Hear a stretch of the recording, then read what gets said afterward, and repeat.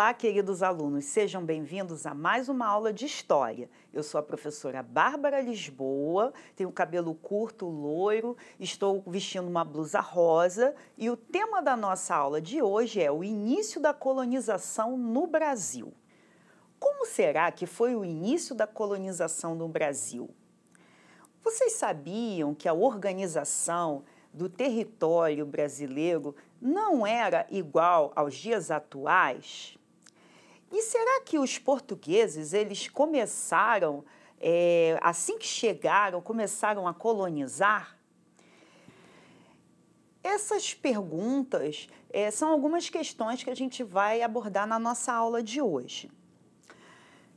Importante a gente perceber que quando os portugueses chegaram no território, assim como a esquadra de Pedro Álvares Cabral, quando entrou em contato com as terras que depois vieram a se chamar Brasil, eles encontraram uma diversidade de povos indígenas na região, principalmente povos de origem tupi.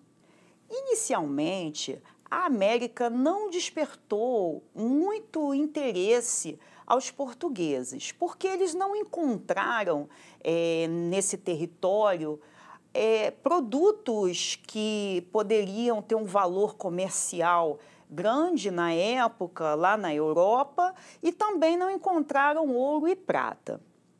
É importante a gente salientar que a colonização ela surge num momento onde existiam as chamadas práticas mercantilistas, que eram medidas econômicas adotadas pelos estados europeus para que houvesse um fortalecimento da nação.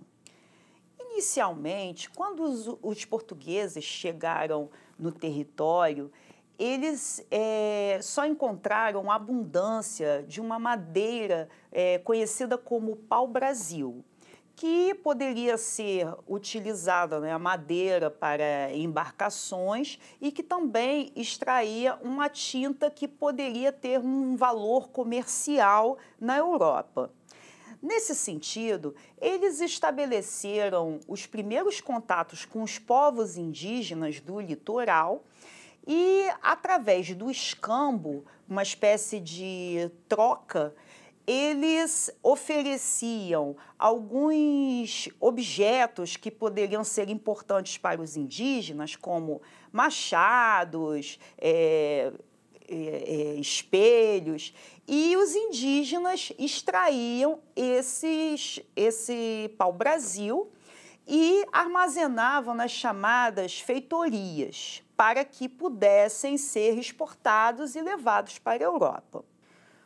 Como no início do século XVI havia muito perigo de ataques de outros europeus, né, como holandeses, ingleses, franceses, Portugal achou importante que se estabelecesse de fato a colonização no Brasil. Então, para efetivar a ocupação do território, enviou-se uma expedição colonizadora. Em 1532, foi fundada a primeira vila, chamada Vila de São Vicente, e implantou-se também o sistema de capitanias hereditárias. As capitanias hereditárias eram grandes lotes de terras que foram doadas a portugueses de posses. A pessoa que recebia uma capitania era chamada de donatário. Cada donatário era responsável por promover a colonização e tornar produtivas as terras da capitania que lhe fora doada. Alguns obtiveram sucesso nessa tarefa, mas outros nem chegaram a vir tomar posse das terras recebidas. No início, as capitanias que prosperaram foram as de Pernambuco e São Vicente, porque lá foram montados engenhos para a produção do açúcar. Como havia muita resistência dos povos indígenas para que não fossem escravizados e explorados, a coroa portuguesa criou o chamado governo geral, para que houvesse um maior apoio ao desenvolvimento dessas capitanias, que houvesse também um sistema de controle e assim pudesse centralizar mais esse processo de colonização.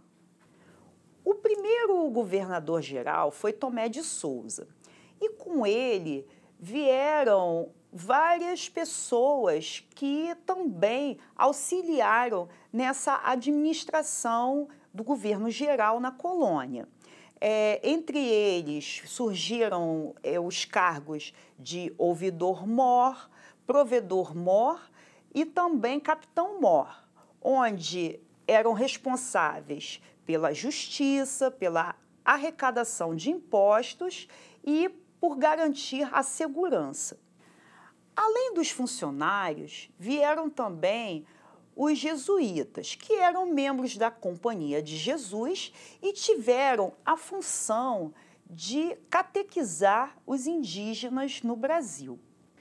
Nesse contexto, é importante ressaltarmos que o contato entre portugueses e indígenas foi bastante tenso. E os jesuítas tiveram um papel importante na medida em que eles vieram com a missão de difundir a fé cristã e acabaram favorecendo o projeto colonizador. E, nesse aspecto, eles acabavam por evitar que muitos indígenas fossem escravizados. Com o desenvolvimento das vilas e cidades, o rei de Portugal autorizou a criação das chamadas câmaras municipais, que eram órgãos para poder administrar essas cidades.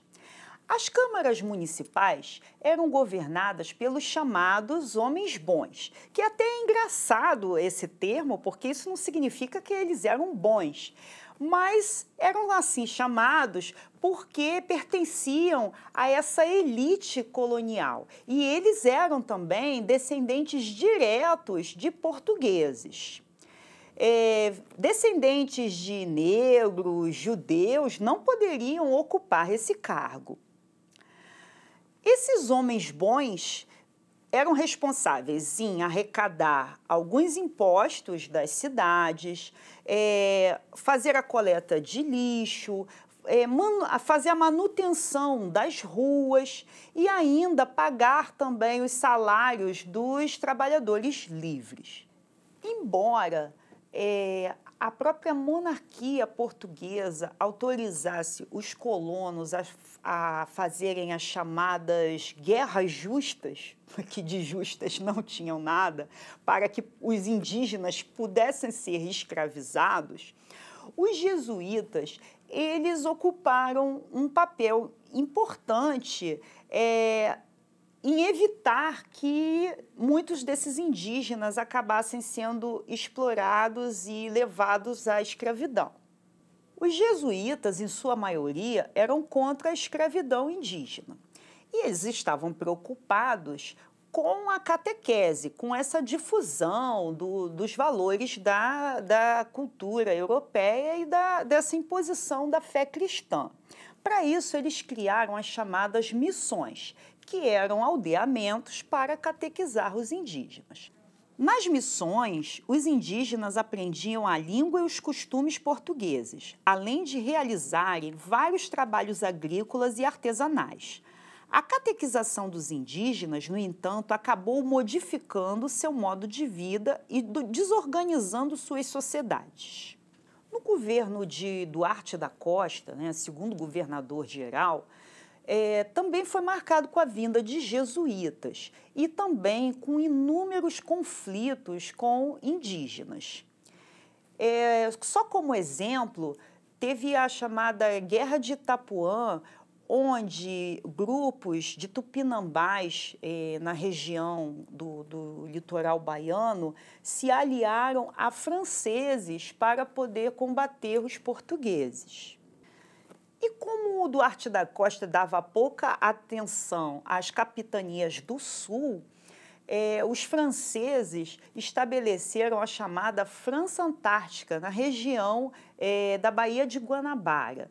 E ali eles se aliaram aos tupinambás, né, que viviam na região. E por ali ficaram cerca de 12 anos.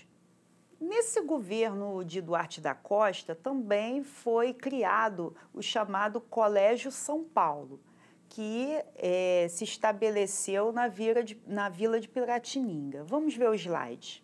Em 1554, os jesuítas fundaram um colégio no Planalto, longe do litoral, com a intenção de catequizar os indígenas que viviam na região.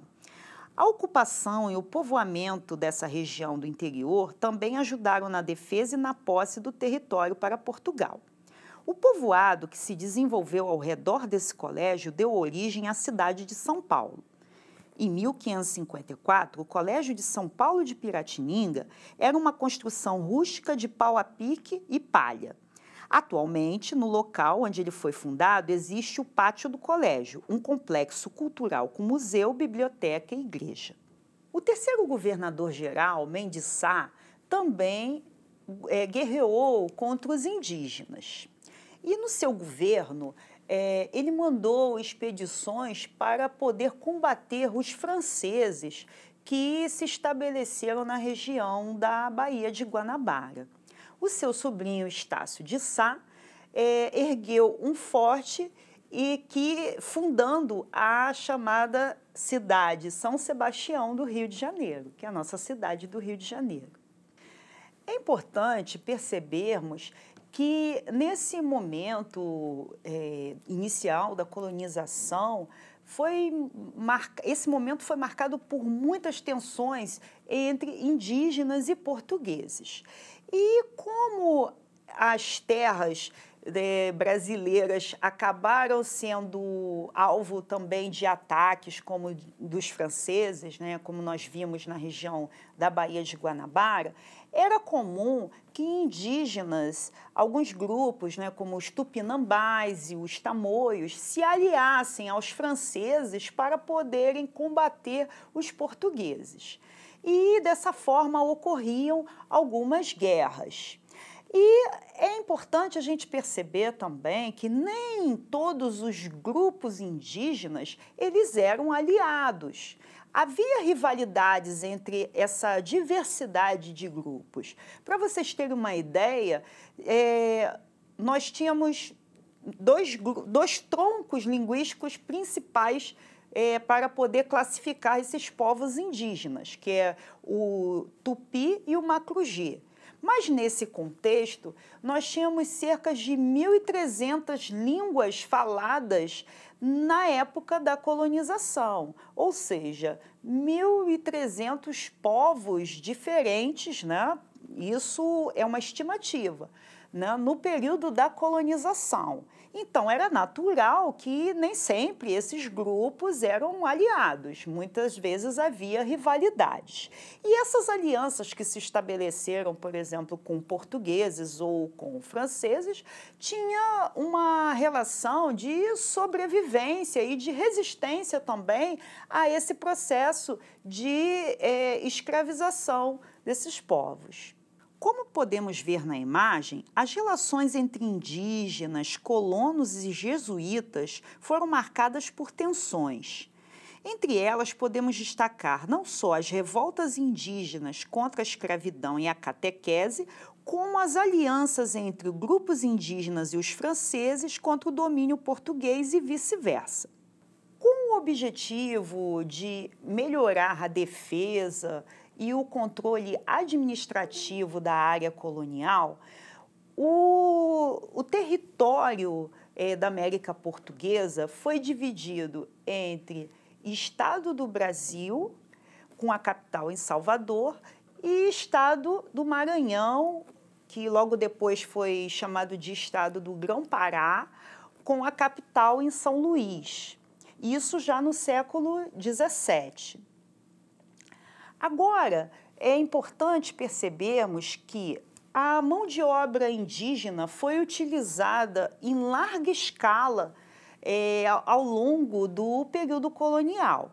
Mas logo depois foram trazidos africanos para trabalharem no Brasil, principalmente nos engenhos, como escravizados. Então, a gente pode concluir que esse processo de colonização foi uma tentativa do governo português em tentar extrair ao máximo as riquezas do território da América Portuguesa. E nesse processo nós tivemos uma série de tensões entre indígenas portugueses, ataques de outros povos europeus e também, mais tarde, dos povos africanos que foram escravizados. Agora vamos ver o nosso desafio? Observe a imagem ao lado. Mesmo marcada por tensões, a imposição da fé cristã aos indígenas nas missões era justificada por ideais de que a catequese seria um bem e uma salvação para os povos indígenas. Por que as missões contribuíram para a colonização portuguesa na América? Nossa videoaula vai ficando por aqui. Não deixem de acessar o material Rio Educa com o apoio do seu professor ou da sua professora. Não esqueçam de assistir a nossa próxima aula e até breve!